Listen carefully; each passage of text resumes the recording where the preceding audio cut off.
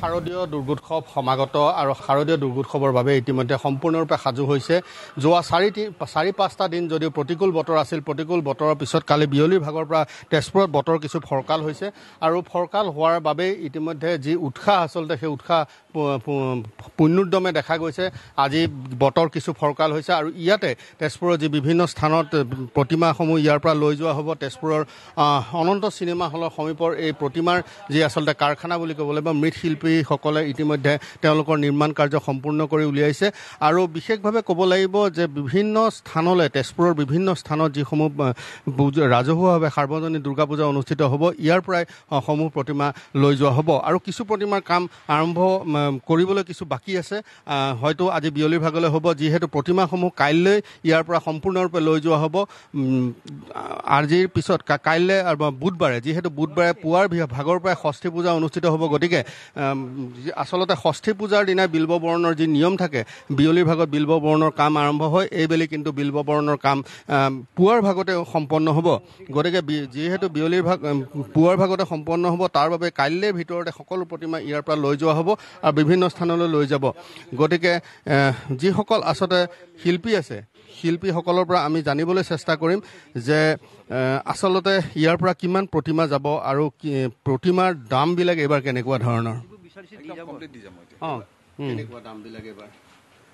মূৰ্তিৰ দাম আগতে যেনেকৈ আছিলে সেই মতে আছে আৰু ধৰক ডাঙৰ মূৰ্তি ডাঙৰ দাম, সৰু মূৰ্তিবিলাকৰ সৰু দামটো আগৰ দৰেই আছে, মানে ওৰকম খুব এটা বঢ়া নাই আৰু মানে ইমানেই আৰু। কিমান ডাঙৰ মূৰ্তি বনাইছে এইবাৰ? এইবাৰ ডাঙৰ মূৰ্তিৰ ভিতৰত আমি বনাইছোঁ আপোনাৰ বিন্দুগুৰি তিনিআলি মূৰ্তিটো ডাঙৰ আছে, এইফালে মিছন চাৰিআলি বজাৰৰ মূৰ্তি ডাঙৰ আছে, আকৌ মিছন চাৰিআলি আকৌ এইফালে ৰেলগেটৰ এইফালে পূজা হয়, তাতো মূৰ্তি কেইফুট আটাইতকৈ ডাঙৰ? মিনিমাম ধৰক 10 ফুট 10.5 ফুটমান হ'ব। দামটো কিমান হ'ব? দামটো আছে আপোনাৰ 60,000 70,000লৈকে আছে, ইয়াৰ ওপৰত নাই আৰু। হয়, আৰু এনেধৰণে শিল্পীসকলে উল্লেখ কৰিছে যে 70-60 হাজাৰ টকা একোটা মৃন্ময় মূৰ্তি আমি দেখুৱাইছোঁ। এয়া মৃন্ময় মূৰ্তি সম্পূৰ্ণ হৈছে আৰু কিছু সময়ৰ পিছতে এই মৃন্ময় মূৰ্তি ইয়াৰ পৰা লৈ যোৱা হ'ব। তেজপুৰৰ বিভিন্ন স্থানত যি পূজাসমূহ সাৰ্বজনীন দুৰ্গা পূজা অনুষ্ঠিত হ'ব, ভক্তপ্ৰাণ ৰাইজে যিহেতু মহালয়ৰ পৰা কায়ে কষ্টে ব্ৰতে থাকি বা নৱৰাত্ৰি পালন কৰি এই মা দুৰ্গাক তেওঁলোকে মা দুৰ্গাৰ ওচৰত শক্তি পূজাৰ শৰণাপন্ন হ'ব। আৰু আমি এইখিনিতে উল্লেখ কৰিব বিচাৰিছোঁ, এই যি মৃন্ময় মূৰ্তিৰ যি সাৰ্বজনীন দুৰ্গা পূজা, তাৰ সমান্তৰালকৈ কিন্তু তেজপুৰৰ যি ঐতিহাসিক ভৈৰৱী মন্দিৰ, এই ভৈৰৱী মন্দিৰত অষ্টমী আৰু নৱমী পূজাত বিশেষভাৱে ভক্তপ্ৰাণ ৰাইজৰ সমাগম হয়। এইবেলিও ব্যতিক্ৰম নহয় আৰু এইবেলি ভৈৰৱী মন্দিৰত বহু দিনৰ অন্তত ভৈৰৱী মন্দিৰৰ পৰা আমি যিখিনি খবৰ পাইছোঁ, ভৈৰৱী মন্দিৰত এইবাৰ ম'হ বলিৰ আয়োজন কৰিছে। প্ৰায় 3টাকৈ ম'হ বলি দিয়া হ'ব ভৈৰৱী মন্দিৰত আৰু ভৈৰৱী মন্দিৰত নৱমীৰ দিনা সেই ম'হ বলি সম্পন্ন হ'ব আৰু ভৈৰৱী মন্দিৰত দীৰ্ঘদিনৰ পিছত ম'হ বলিৰ এই প্ৰথা পুনৰ প্ৰচলন হ'ব। ইয়াৰ পূৰ্বে ছাগলী, কোমোৰা বা অন্যান্য প্ৰাণী যদিও বলিবিধান যিহেতু ভৈৰৱী মন্দিৰত সম্পন্ন হয়, গতিকে এইবেলিও ভৈৰৱী মন্দিৰত বলিবিধান সম্পন্ন হ'ব।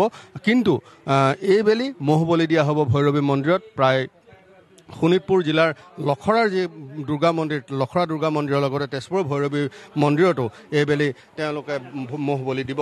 গতিকে এটা কথা আমি উল্লেখ কৰিব বিচাৰিছোঁ যে দুৰ্গোৎসৱৰ এই দিনকেইটাত বিশেষভাৱে এটা কথা ক'ব লাগিব, দুৰ্গোৎসৱৰ দিনকেইটাত ভক্তপ্ৰাণ ৰাইজে দুৰ্গাৰ ওচৰত তেওঁলোক শৰণাপন্ন হ'ব, শক্তিক আৰাধনা কৰিব। শক্তিৰ আৰাধনা এই দিনকেইটাত যিসকল লোক ভক্তপ্ৰাণ ৰাইজে যোৱা অৰ্ণৱ নাথ, এই মুহূৰ্তত আপোনাক ধন্যবাদ জনাইছোঁ।